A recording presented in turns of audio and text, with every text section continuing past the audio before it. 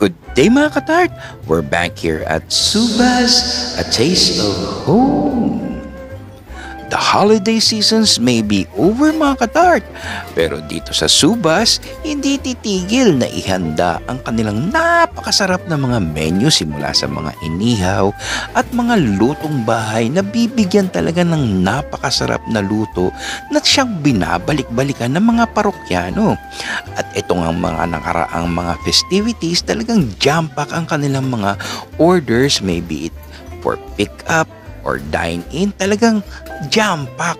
Talagang binabalikan dahil hindi lang sa napakasarap na pagkain, dahil napakabait din ng kanilang mga staff. Shout it out sa mga staff ng Subas. Eto na nga mga katarto, kita naman ninyo ang napakasarap na mga hinahanda nila. Talagang ito, binabalik-balikan namin yan, oh. Ano pang hinihintay nyo?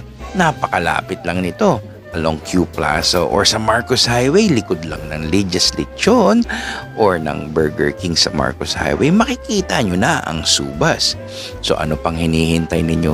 Do check out also their social media pages for more details of their menu and kung paano umorder for bulk orders na kinakailangan ninyo. Dahil dito sa Subas, talagang garantisadong napaka-yummy!